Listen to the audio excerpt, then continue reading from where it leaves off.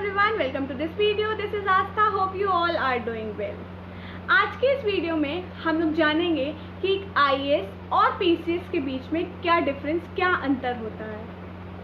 IAS stands for Indian Administrative Services, while PCS stands for Provincial Civil Services. ये दोनों ही Indian government administration के दो बहुत ही important pillars होते हैं। पीसीएस हमेशा ही आईएएस की गाइडेंस में वर्क करता है। हर डिपार्टमेंट में स्टेट पीसीएस की तैनाती एक बहुत ही महत्वपूर्ण पोजीशन पर होती है, लेकिन एक पीसीएस की अधिकार, एक पीसीएस की सैलरी, पर्क्स, हर कुछ एक आईएएस के मुकाबले बहुत ही कम होता है।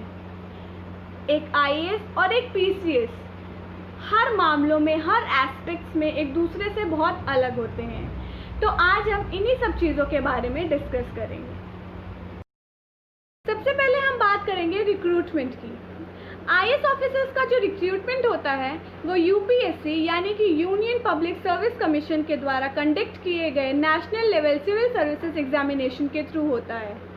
इसमें सभी आईएएस एस्पिरेंट्स के लिए कॉमन क्वेश्चन पेपर होता है, सेम सिलेबस होता है और एक कॉमन एग्जाम पैटर्न होता है। जबकि पीसीएस ऑफिसर्स का जो रिक्रूटमेंट होता है वो एसपीएससी यानी कि स्टेट पब्लिक सर्विस कमीशन के द्वारा कंडक्ट किए गए स्टेट सिविल सर्विसेज एग्जामिनेशन के थ्रू होता है। इसमें हर राज्य का अपना अलग अलग सिलेबस होता है और अलग अलग एग्जाम पैटर्न होता है। अब हम बात करेंगे कि इन्हें अपॉइंट कौन करता है। आईएएस ऑफिसर्स को भारत के राष्ट्रपति द्वारा अपॉइंट किया जाता है। हालांकि ये काम राज्य सरकार के अधीन करते हैं और उनको उनका कैडर अलॉट किया जाता है।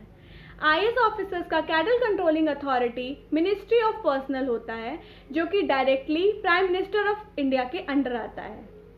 पीसीएस ऑफिसर्स को अपॉइंट स्टेट के गवर्नर द्वारा किया जाता है। पीसीएस ऑफिसर्स का कैडर कंट्रोलिंग अथॉरिटी स्टेट का पर्सनल डिपार्टमेंट होता है, जो कि चीफ मिनिस्टर के अंडर आता है। अब हम बात करेंगे इनकी सैलरी और पर्क्स के बारे में। आईएएस ऑफिसर्स की जो सैलरी होती है वो केंद्र सरकार यानी कि गवर्नमेंट ऑफ इंडिया डिसाइड करती है, पर इसको देना राज्य सरकार को होता है। आईएएस ऑफिसर्स की तैनाती राज्य में कहीं भी हो सकती है, पर हर राज्य में इनकी जो सैलरी होती है वो एक समान होती है। आईएएस ऑफिसर्स को जो सुविधाएं दी जाती हैं वो हर राज्य में राज्य के अनुसार अलग अलग होती हैं। पीसीएस ऑफिसर्स की सैलरी स्टेट गवर्नमेंट डिसाइड करती है। हर राज्य में इनकी जो सैलरी होती है वो अलग अलग हो सकती है। स्टेट पीसीएस ऑफिसर्स को जो सुविधाएं दी जाती हैं वो हर राज्य के अनुसार अलग अलग हो सकती हैं। अब हम बात करेंगे पावर्स एंड रिस्पॉन्सिबिलिटीज़ के बारे में। सबसे ज़्यादा जो पावर्स एंड रिस्पॉन्सिबिलिटीज़ होती है वो एक आईएएस ऑफिसर के पास ही होती है। किसी भी डिपार्टमेंट में सबसे टॉप लेवल पर एक आईएएस ऑफिसर ही तैनात होता है और किसी भी इम्पॉर्टेंट डिसीजन के लिए आईएएस ऑफिसर का अप्रूवल ही ज़रूरी होता है। पीसीएस ऑफिसर्स हमेशा ही आईएएस ऑफिसर्स के अंडर काम करते हैं। बहुत सारे काम ऐसे होते हैं जिनको करने के लिए उनको एक इंडिपेंडेंस दी गई है, पर कोई भी इम्पॉर्टेंट डिसीजन लेने के लिए उनको आईएएस ऑफिसर का अप्रूवल लेना जरूरी होता है। अब हम बात करेंगे इनके प्रमोशन की।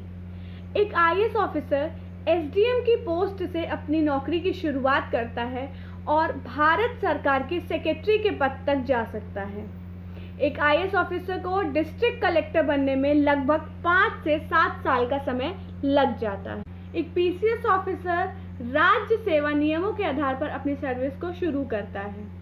एक पीसीएस ऑफिसर की जो प्रमोशन की प्रक्रिया होती है वो एक आईएएस ऑफिसर की प्रमोशन की प्रक्रिया से बहुत ही स्लो होती है। पीसीएस ऑफिसर लगभग 12 साल की सर्विस के बाद आईएएस ऑफिसर बन सकते हैं। उसके लिए उन्हें यूपीएससी द्वारा आयोजित इंटरनल एग्जाम्स को पास करना होता है और यूपीएससी द्वारा आयोजित इंटरनल बोर्ड के इंटरव्यू को भी पास करना होता है। अब हम बात करेंगे ट्रांसफ़र की।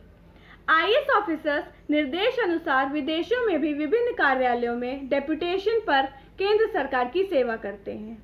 आईएएस ऑफिसर्स दूसरे राज्यों में भी इंटर कैडर ट्रांसफर के तहत सर्विस कर सकते हैं।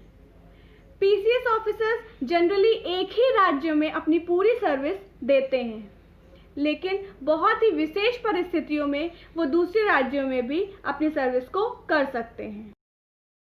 अब हम बात करेंगे डिस्प्यूट्स रिजोल्यूशन की।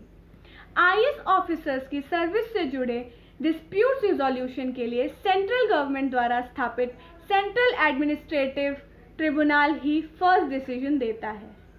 पीसीएस ऑफिसर्स की सर्विस से जुड़े डिस्प्यूट्स रिजोल्यूशन के लिए स्टेट एडमिनिस्ट्रेटिव ट्रिब्यूनल स्थापित किया गया है। Suspension and removal. IAS officers की सर्विस को समाप्त करने का अधिकार केंद्र सरकार स्पेशली प्रेसिडेंट के पास होता है। स्टेट गवर्नमेंट एक आईएएस ऑफिसर को ट्रांसफर या सस्पेंड कर सकती है, पर उसकी सर्विस को समाप्त करने का अधिकार राज्य सरकार के पास नहीं होता है। वहीं पीसीएस ऑफिसर्स की सर्विस को समाप्त करने का या उन्हें सस्पेंड करने का अधिकार राज्य सरकार के पास होता है। आई होप ये वीडियो आपको पसंद आई होगी। अगर ये वीडियो आपको पसंद आई हो तो प्लीज़ इस वीडियो को लाइक ज़रूर करें। Thank you so much for watching.